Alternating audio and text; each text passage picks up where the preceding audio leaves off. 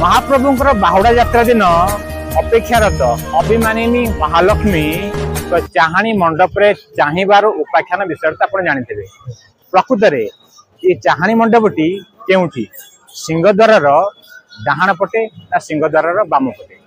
प्रकृत में यह हूँ सिंहद्वार बाम पटे और आनंद बजार भितर जितेबाला आपण सिंहद्वार पटे मंदिर को प्रवेश करेंगे ठीक बड़ छाता मठर उपरी भाग ये मंडपटी अवस्थित श्रीमंदिर भितर थिबा 16टी मंडप भितर ये चाहाणी मंडपर इतिहास कौन यह को किए तैयारी करथिले यह किपरि तैयारी होइछि श्री विग्रह अबा चतुर्धा मूर्ति बसी थबा रत्न मंडपटी जदि आमे 1 नंबर प्लॉट भाबे धरिबा तेबे एही रत्न मंडपटी 149 नंबर प्लॉट हेबो एहार निर्माण शैली की जदि आमे परखिबा प्रथमे आमको नजर को आसीबो शाल पियाशाल काठरे चतुष्कोणी भाव पीढ़ शैली मंदिर टी या 12टी गोलाकृति खंब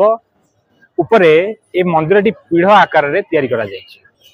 यार उच्चता भी बेसी अधिक नुहे मात्र 7 फुट उच्चता रही बेले द्रव्य प्रस्थ जो देखा सम्मान 12 फुट यही मंडपटीर इतिहास बहुत पुराना नहले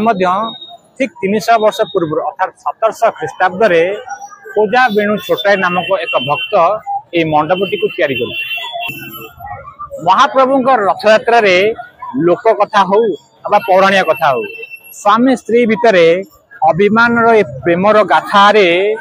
ये मंडपर स्वतंत्र भूमिका रही।